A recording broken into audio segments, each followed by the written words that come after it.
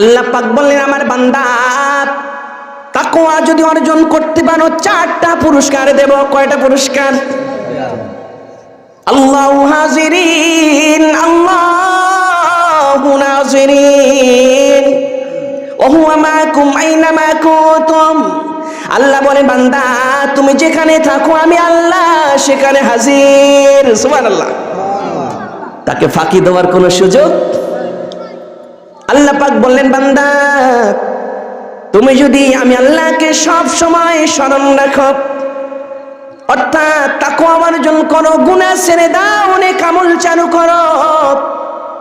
গুনাহ করি কেউ দেখে না, কে দেখেন? এই চিন্তায় ফিকির করে যদি গুনাহ ছেড়ে দাও, নেক আমল করো, আমি আল্লাহ পাক তোমাকে 4টা পুরস্কার দান করব। 1 নম্বর পুরস্কারে বান্দা আমি আল্লাহ রব্বুল আলামিন তোমার জিন্দেগীর তামাম গুনাহগুলো মাফ করে দেব। সুবহানাল্লাহ। 2 নম্বর পুরস্কার দেব রে তাকওয়ালা মুমিন মুত্তাকি আমার বান্দা। 2 নম্বর পুরস্কার দেব আমি আল্লাহ রাব্বুল আলামিন তোমার নেক আমলের প্রতিদান বহু বহু বহু গুণে বাড়াইয়া দেব। সুবহানাল্লাহ। নামাজ পড়বা 10-এর মধ্যে 10ই দিয়া দেব। সুবহানাল্লাহ। রোজা রাখবা 10-এর মধ্যে 10 দিয়া দেব। কোরআন তেলাওয়াত করবা 10-এর মধ্যে 10 দিয়া দেব। সুবহানাল্লাহ বলে। অনেকে নামাজ পড়ে 10-এর মধ্যে 0 পায়। যার তাকওয়া যেমন তার সওয়াব পুরস্কার। বান্দা তাকওয়া যদি অর্জন করতে পারো, আমি আল্লাহ রাব্বুল আলামিন নামাজের প্রতিদান 10-এ 10 অর্থাৎ 100-তে 100 দিয়া দেব। রোজা রাখবা, তাকওয়া নিয়ে রোজা রাখবা 10-এ 10 দিয়া দেব। তাকওয়া নিয়ে কোরআন তেলাওয়াত করবা 10-এ 10 দিয়া দেব। তাকওয়া নিয়ে জিকির করবা 10-এ 10 দিয়া দেব। তাকওয়া নিয়ে দরুদ পড়বা 10-এ 10 দিয়া দেব। অর্থাৎ যত নেক আমল করবা বান্দা, প্রত্যেকটা নেক আমলের বদলা আমি আল্লাহ রাব্বুল আলামিন বহু গুণে বাড়াইয়া দেব। সুবহানাল্লাহ। তাকওয়ার দরকার আছে না নাই? এরপরে 3 নম্বর পুরস্কার, ও আমার বান্দা তাকওয়া অর্জন করেছ, দুনিয়ার বিপদ তোমার আছে, আছে না নাই? কত বিপদ, বিপদ আর বিপদ, বালা মুসিবত, কত রকমের বালা মুসিবত তোমার আছে। শুধু দুনিয়ার বিপদ নয় রে মুমিন, আখিরাতে আরো বিপদ আর বিপদ, ঠিক কি না? দুনিয়ার বিপদ ছোট, আখিরাতের বিপদ বড়। দুনিয়ার শান্তি ছোট, আখিরাতের শান্তি বড়। দুনিয়ার কষ্ট ছোট, আখিরাতের কষ্ট বড়। আল্লাহ পাক বললেন, আমার মুত্তাকি বান্দা যদি তাকওয়া অবলম্বন করতে পারো, তাকওয়া অর্জন করতে পারো, আমি আল্লাহ রাব্বুল আলামিন তোমার দুনিয়া এবং আখিরাতের যত বিপদ আছে সমস্ত বিপদ থেকে আমি আল্লাহ নিজ কুদরতে নাজাত দিয়া দেব। দেখুন আল্লাহর ভয় বান্দাকে কতটা সম্মানিত করে। এরপরে সর্বশেষ আল্লাহ পাক বললেন, আমার বান্দা তাকওয়া যদি অর্জন করতে পারো, আমি আল্লাহ রাব্বুল আলামিন এমন জায়গা থেকে তোমার রিজিকের ব্যবস্থা করে দেব তুমি কল্পনাও করতে পারবে না। আল্লাহু আকবার। দেখো রিজিকের জন্য কত পেরেশানি, সকাল থেকে সন্ধ্যা, সন্ধ্যা থেকে ভোর, কত পেরেশানি রিজিকের জন্য। আল্লাহ পাক বলেন, আমার বান্দা যদি আমি আল্লাহর ভয় অন্তরের মধ্যে জায়গা করে দিতে পারো, তোমার সমস্ত রিজিকের জিম্মাদারি আমি আল্লাহ নিয়ে নিলাম। সুবহানাল্লাহ। তাহলে তাকওয়ার দরকার আছে না নাই? মাহে রমজান আসতেছে, তাকওয়ার মাস। আমরা প্রত্যেকেই মাহে রমজানের জন্য প্রস্তুতি গ্রহণ করব। আল্লাহ পাক যেন কবুল করেন, বলে আমিন। সময় আর 2-3 মিনিট আছে। বুখারী শরীফের একটি হাদিস, অনেক কথা ছিল। অনেক সময় মাহে রমজান আসলে আমরা দোকানের মধ্যে পর্দা দিয়ে খাওয়া শুরু করি, আছে না নাই? এই এলাকায় না থাকলে অন্য এলাকায় আছে। এই পর্দার ভিতরে মনে হয় আমার আল্লাহ দেখে না, দেখে দেখে। আল্লাহ পাক বলেন, বান্দা তুমি পর্দার ভিতরে থেকে আমার হুকুমের সীমা লঙ্ঘন করো, আমার হুকুমকে অমান্য করো। ও বান্দা, তুমি ভাবো কেউ দেখে না, কিন্তু আমি আল্লাহ দেখি। সুবহানাল্লাহ। সুতরাং আমার হুকুমের বিরোধিতা করিও না, আমার হুকুমের সীমা লঙ্ঘন করিও না। সমাজে বহুত মানুষ আছে, সুস্থ সবল মানুষ, কিন্তু রোজা রাখে না, রোজা নিয়ে নানান রকমের মস্কারি করে, এমন লোক আছে না নাই? আল্লাহ পাক বলেন, বান্দা আদর করিয়া তোমারে বানাইলাম, খবরদার আমার হুকুম নিয়ে তুমি মস্কারি করিও না। যে জবান দিয়ে তুমি মস্কারি করো, আমি আল্লাহ চাইলে জবানটা সেকেন্ডের মধ্যে স্টপ করে দিতে পারি। কথা বলেন ঠিক কিনা? তুমি যে ব্রেন দিয়ে আমার হুকুমের বিরোধিতা করো, চিন্তা ফিকির করো, আমি আল্লাহ চাইলে সেকেন্ডের মধ্যে ব্রেনটা তোমার অকেজো করে দিতে পারি। আল্লাহর শক্তি আছে না নাই? এজন্য ভাইরা আমার, আল্লাহকে হাজির নাজির জেনে আল্লাহর ভয় অন্তরের মধ্যে তৈয়ার করে আমাদের রোজা রাখতে হবে।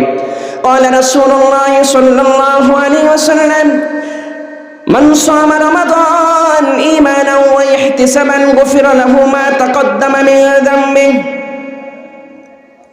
মুহাম্মদ রাসূলুল্লাহ সাল্লাল্লাহু আলাইহি ওয়াসাল্লাম বললেন, আমার উম্মত, তোমরা যদি ঈমান এবং ইহতিসাবের সাথে, ঈমান তো আছে তাকওয়ার সাথে, কিসের সাথে?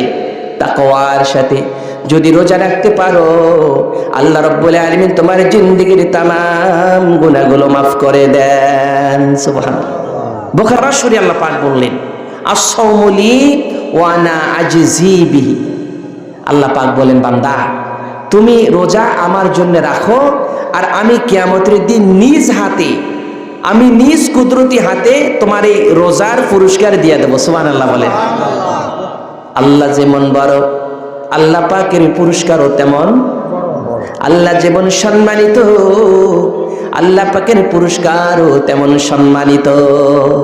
আল্লাহ পাক বলেন, বান্দা রোজা আমার জন্য রেখেছ, আমি আল্লাহ রাব্বুল আলামিন নিজ কুদরতে হাত দিয়া কিয়ামতের ময়দানে তোমার যা দেব, পুরস্কার দেব। সুবহানাল্লাহ, সুবহানাল্লাহ। আর একটি স্পেশাল কথা বিশ্বনবী মুহাম্মদ রাসূলুল্লাহ সাল্লাল্লাহু আলাইহি ওয়াসাল্লাম বললেন, আল্লাহর নবী বললেন, আমার উম্মত, তুমি যদি আমি আল্লাহর সন্তুষ্টির জন্য, আল্লাহ পাকের সন্তুষ্টির জন্য যদি রোজা রাখতে পারো, আল্লাহ রাব্বুল আলামিন স্পেশাল একটা জান্নাতের মধ্যে গেট বানাবেন, দরজা বানাবেন, রায়্যান, স্পেশাল গেট, স্পেশাল দরজা। রোজাদারদেরকে আল্লাহ পাক পারমিশন দিবেন, অনুমতি দিবেন, ও রোজাদার তোমাদের জন্য আজকে স্পেশাল সম্মান দিব, মর্যাদা দিব, যাও যাও বাবে রায়্যান দিয়ে জান্নাতে চলে যাও। সুবহানাল্লাহ। এই তো বাবে রায়্যান দিয়ে জান্নাতে যাওয়ার মাস মাহে রমজান মাস, এই তো চলে আসতেছে। আল্লাহ পাক অত্র এলাকার সকল মা বোনকে, সকল বালিক পুরুষকে আল্লাহ পাক যেন প্রত্যেককেই রোজা রাখার তৌফিক দান করেন, বলি আমিন। আজকের মাহফিলকে ওসিলা করে আল্লাহ পাক অত্র এলাকার জীবিত মৃত্যু সকল মুসলমানকে যেন আল্লাহ মাফ করেন, বলি আমিন। আজকের মাহফিলকে ওসিলা করে শরীফুল ইসলাম ভাই, আল্লাহর বান্দা, সুন্দর একটা মজলিস সাজিয়েছেন। আল্লাহ পাক এই মাহফিলকে জড়িয়ে করে উনি সহ সকলকে যেন হেদায়েত এবং নাজাতের জরিয়া বানায় দেন, বলে আমিন। সম্মানিত বাজান, রমজানের 6টা বৈশিষ্ট্য আছে, মুক্তাসার বলে দিই 6টা বৈশিষ্ট্য। যারা রোজা রাখবে তাদের জন্য 6টা পুরস্কার। 1 নম্বর পুরস্কার, আল্লাহ পাক বলেন, ও আমার রোজাদার বান্দা, তুমি সারাদিন রোজা রাখো, কিছু খাও না, তোমার মুখের যে দুর্গন্ধ, এটি আমি আল্লাহ পাকের কাছে মৃগ নাবির চেয়েও আরো সুগন্ধি যুক্ত হয়ে যায়। সুবহানাল্লাহ, সুবহানাল্লাহ, আল্লাহু আকবার। 2 নম্বর, যারা রোজা রাখবে, আল্লাহ রাব্বুল আলামিন বলতেছেন, আমার বান্দা তুমি রোজা রাখতেছো, তোমার জন্য আকাশের ফেরেশতা এবং সমুদ্রের যে মাছ সবাই তোমার জন্য মাগফিরাত করতেই থাকে ইফতার পর্যন্ত। সুবহানাল্লাহ বলেন। সুবহানাল্লাহ। আবার আল্লাহ পাক বলতেছেন, বান্দা তুমি যে আমার সন্তুষ্টির জন্য রোজা রাখতেছো, আমি আল্লাহ রাব্বুল আলামিন প্রতিদিন তোমার জন্য জান্নাতকে সুসজ্জিত করতেছি। আমার বান্দা তো আসতেছে আসতেছে, সুবহানাল্লাহ বলেন। সুবহানাল্লাহ। বরযাত্রী যখন আসে, বর যেখানে বসবে কত সুন্দর পরিপাটি করে রাখে। এই রওনা দিছে, ফোন দিছে আসতেছে, তাড়াতাড়ি করো, ঠিক না? বর যারা যাত্রী যারা থাকে তাদের জন্য এই চেয়ার মেয়ার, আর যিনি মূল আকর্ষণ ওনার জন্য কত সুন্দর ব্যবস্থাপনা। আল্লাহ পাক বলেন, বান্দা আমার জন্য রোজা রাখতেছো, আমি তোমার জন্য জান্নাতের মধ্যে সুন্দর একটা মাকাম সুসজ্জিত করতেছি, আসো জান্নাতের ওয়ারিস হয়ে যাও। সুবহানাল্লাহ বলেন।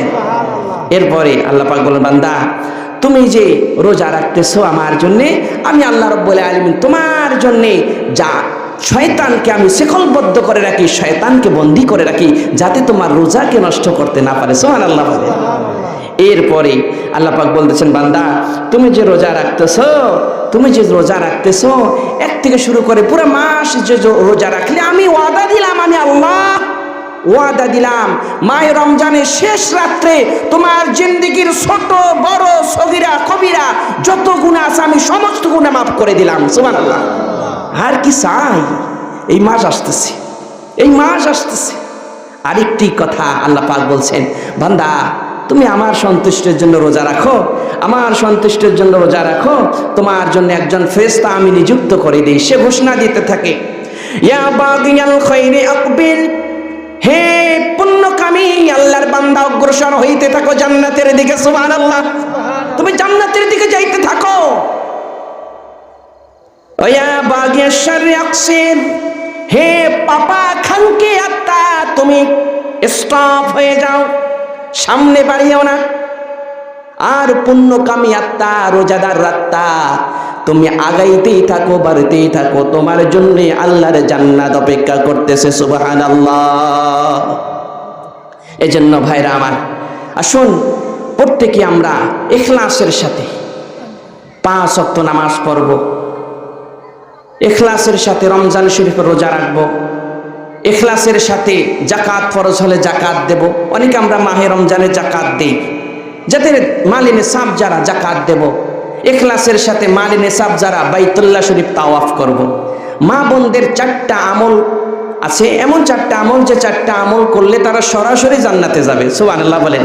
মা বোনরা যারা আছেন একটু কান খুলে শোনেন। 1 নম্বর আমল 5 ওয়াক্ত নামাজ পড়বেন।